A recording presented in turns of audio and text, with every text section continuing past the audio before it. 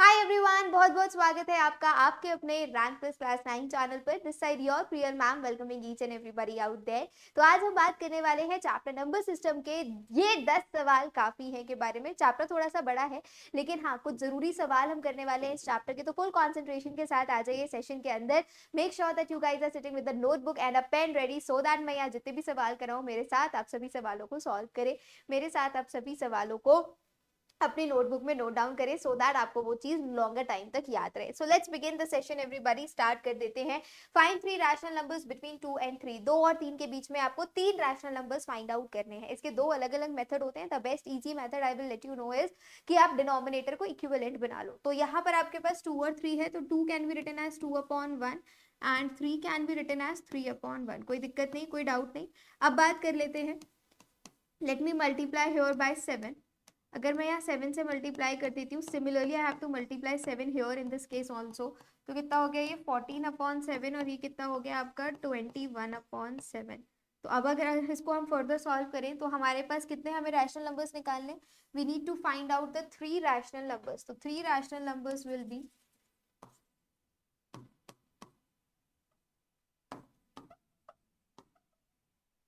Three rational numbers जो हो जाएंगे दैट विल बी बेटा आपका 15/7, 17/7, कुछ भी ले लो, 18/7 टिल 21/7 तक आप कोई भी नंबर ले सकते हो। तो here are the three rational numbers between 2 and 3, that is 15/7, 17/7 and 18/7। कुछ भी लिख सकते हो, मतलब 15/7 से 14/7 से लेकर 21/7 के बीच के जितने भी नंबर्स हैं वो सारे 2 और 3 के बीच में फॉल कर रहे हैं।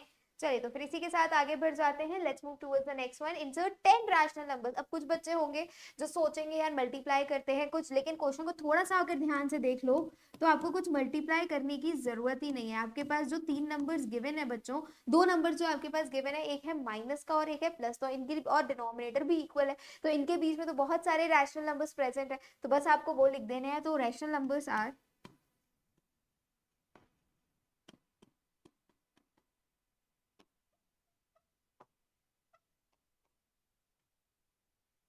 रैशनल नंबर्स आर कितना हो जाएगा बेटा, माइनस का 4/13, माइनस का 3/13, -2/13, -1/13, 0, 1/13, 2/13, 3/13, 4/13, 5/13। कितने लिखने थे, 1 2 3 4 5 6 7 8 9 10। 10 रैशनल नंबर्स हो गए आपके।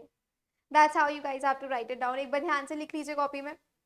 अच्छा क्वेश्चन है, जब एग्जाम में आता है तो स्टूडेंट्स कंफ्यूज हो जाते हैं, तो माइनस प्लस का साइन का बहुत ज्यादा आपको ध्यान रखना है। नेक्स्ट क्वेश्चन आप सभी के स्क्रीन पर, या आपको सेक्शन ए में देखने को मिल सकता है एमसीक्यू में, या फिर सेक्शन सी या डी में आपको ऐसे इसके सब पार्ट्स देखने को मिल सकते हैं। तो क्या है, ट्रू और फॉल्स आपको स्टेट करना है। Every natural number is a whole number. Natural numbers कहाँ से स्टार्ट होते हैं, हमें पता है natural number start from 1 and move towards infinity.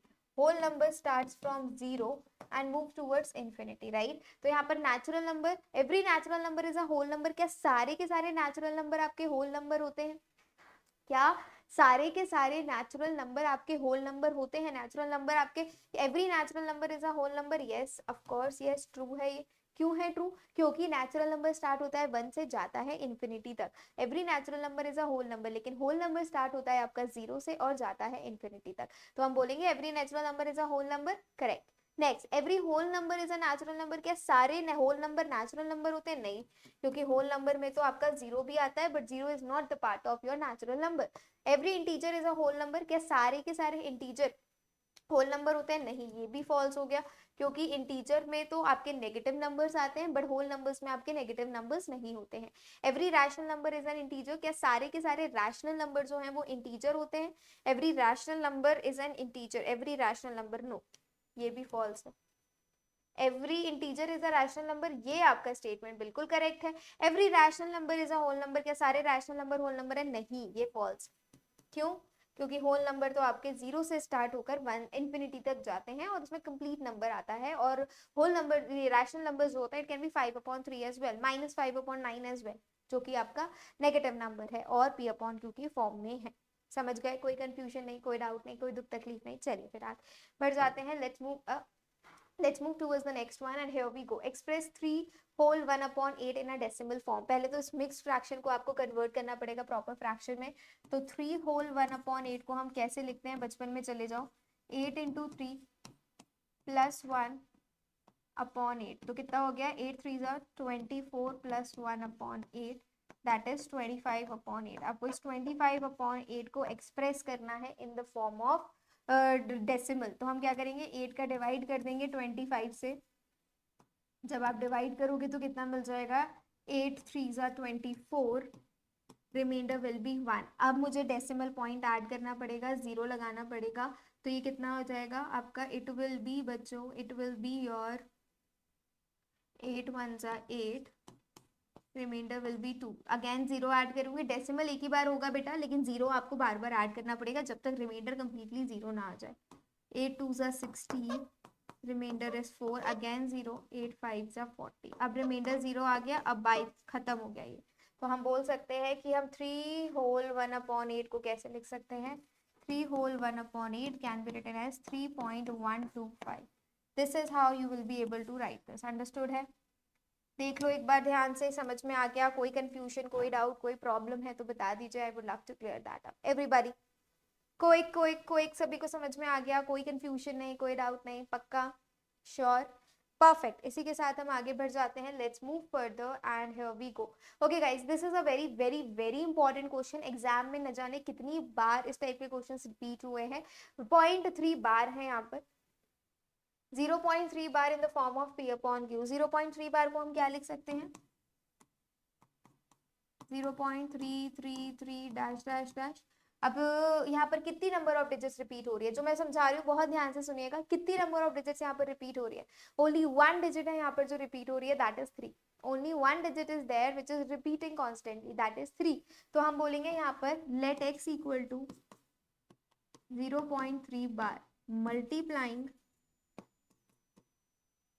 Multiplying 10 both side. 10 का दोनों तरफ से मल्टीप्लाई करेंगे क्योंकि सिर्फ एक डिजिट रिपीट हो रही है. अगर 2 डिजिट रिपीट होती तो 100 का मल्टीप्लाई करते, 3 डिजिट रिपीट होती तो 1000 का मल्टीप्लाई करते. तो अभी यहाँ पर कितना हो गया ये, 10x इक्वल टू 0.3 इंटू 10. तो 10x equal to 3.333 dash dash dash.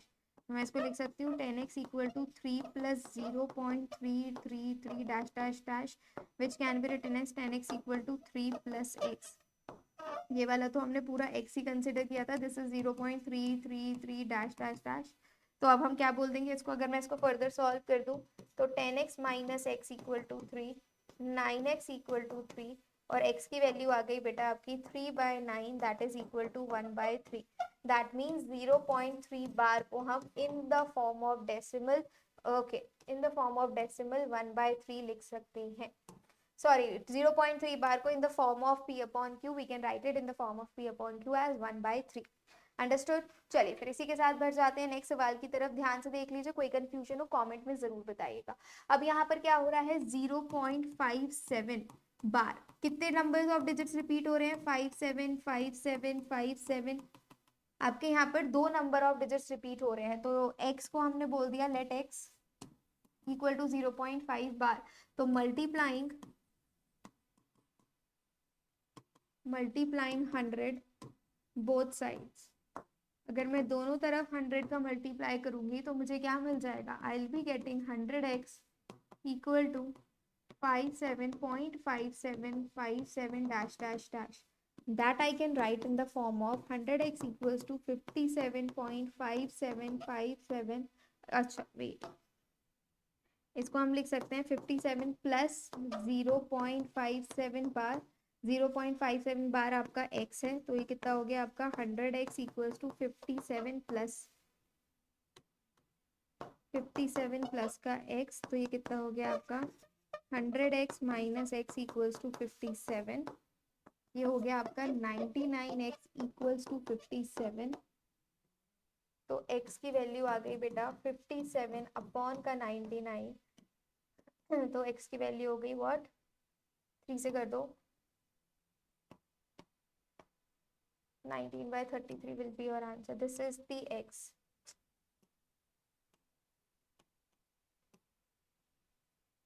तो हम बोलेंगे that 0.57 bar can be written as 19/33. That's how you guys have to solve this. अब समझ में आ गया? देख लीजिए एक बार. कोई कंफ्यूजन, कोई डाउट, कोई प्रॉब्लम? आई गेस सभी को समझ में आ गया. चलिए नेक्स्ट वन इज, अब देखो यहाँ पर क्या हो रहा है, यहाँ पर let x equals to 0.001 bar. How many digits are repeating here? 001 001 dash dash dash. 3 digits repeat हो रही हैं बेटा यहाँ पर. तो हम क्या करेंगे? What we'll gonna do? Multiplying 1000 both sides. अगर मैं 1000 बोथ साइड्स मल्टीप्लाई करती हूँ तो मुझे क्या मिल जाएगा? 1000x equal to 001.001 bar. ठीक है, which can be written as 1000x equals to 001 plus 0.001 bar. ठीक है, तो कितना हो गया? 1000x equals to 001, that is 1 only, plus का x. तो कितना हो गया? ये 999x इक्वल्स टू 1. तो हम बोलेंगे x की वैल्यू कितनी आ गई बेटा? 1/999. This is your answer. So this is how you guys have to solve this. समझ गए? कोई कंफ्यूजन, कोई डाउट? पक्का श्योर? चलिए नेक्स्ट क्वेश्चन. ये रिपीट हो गया बेटा. इसकी जगह मैं आपको एक क्वेश्चन दे रही हूँ, आपको ये वाला सॉल्व करना है. 0.93 बार एंड 0.555 डैश डैश डैश. आपको ये रिपीट करना है. ये दोनों क्वेश्चन सॉल्व करने हैं और इसका आंसर मेरे को कमेंट में जाना है आप सभी लोगों से. ठीक है, चलिए फिर इसी के साथ नेक्स्ट क्वेश्चन देख लेते हैं. बहुत इंपॉर्टेंट क्वेश्चन है, अगर एग्जाम में आएगा तो 5 मार्कर आएगा. ध्यान से देखेंगे सभी लोग. तो पहले मैं क्वेश्चन नोट डाउन कर देती हूँ. √a² माइनस b² प्लस का a upon √a² plus b² plus का b divided by √a² plus b² minus b upon a minus √a² minus का b². Right? How to solve this बेटा? लोग कैसे solve करना है ध्यान से देख लीजिए. तो अगर मैं इसको सॉल्व करूँ, how we will be going to solve this. अब किस तरीके से इसको सॉल्व करेंगे? तो सबसे पहले तो ये डिवीजन को हमें मल्टीप्लिकेशन में कन्वर्ट करना है. तो इसको मैं लिख देती हूँ a plus √a² minus b² upon √a² plus b² plus का b इंटू रेसिप्रोकल हो जाएगा a माइनस √a² माइनस का b² अपॉन √a² प्लस का b² माइनस का b.